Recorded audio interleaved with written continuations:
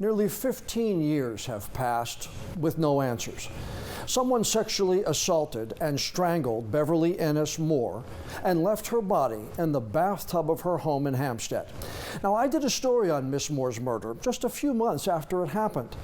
Well, now the investigation is getting a fresh set of eyes in the hopes of taking it off Pender County's unsolved murder list.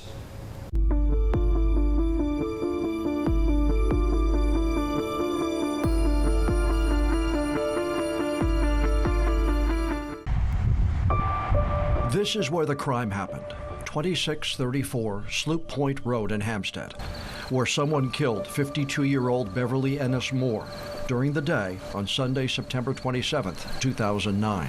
5 months later, at that same scene, this is where she was. I spoke with the lead detective on the case, Scott Lawson. She was a very giving person. She gave to a lot of people. And with Ms. Moore's husband, Daryl. He's the one who found her body, sexually assaulted and strangled, left for dead in this bathtub. I was hoping she was alive.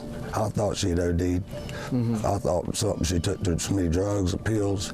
She took pills, but that wasn't it. The memory of Miss Moore lying in that bathtub, that's a memory that won't ever be erased. To this day, no one has faced charges for murdering Beverly Moore.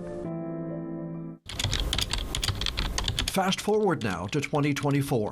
Veteran investigator Bill Crowningshield is tasked with re-examining the evidence and trying to find the killer. I do have several names in this investigation in which I have to look at and try to determine whether the person is involved or not involved, and I'm still in the process. One name still on the persons of interest list is Daryl Moore, even though he passed away in 2020. The Moores had split a few months before Beverly's death.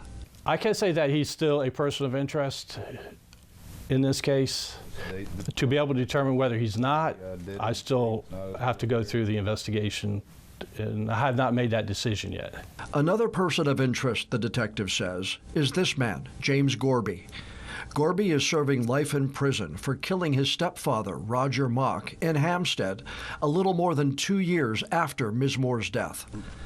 Weeks after the Moore murder, investigators released these sketches of two men seen in the area around the victim's home. From what I read from the case file, that they were not identified, and nobody knew individuals that represented those sketches.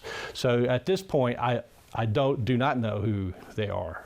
Detective Crowningshield has resent several pieces of evidence from the murder scene to the SBI lab here in Raleigh. He's banking on advancements in DNA testing since 2009 to narrow the field of potential suspects. And if profiles are developed for DNA purposes, of course, that makes the case a whole lot stronger.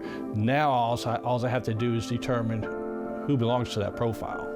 Until he gets those results, Detective Crowningshield will build on the investigation started by Detective Lawson and others 15 years ago, looking for that missing piece of the puzzle. But one thing from 2009 still rings true today. I can't help but believe that there is someone out there who knows something. Someone out there has heard someone talk. Someone out there has a gut feeling about something. That's the information that we might need to put this case to rest. Ms. Moore can't speak. Can't tell us who did this to her. But hopefully this investigation will. And if the investigation leads to an arrest, then that's us speaking for justice. But not just for justice, but for the family also. The reward offered by the governor's office is still in place for the investigation into Beverly Moore's murder. It's $5,000 given to anyone who has details that leads to an arrest in the case. I've put the number that you can call with that information inside the story on our website and our news app.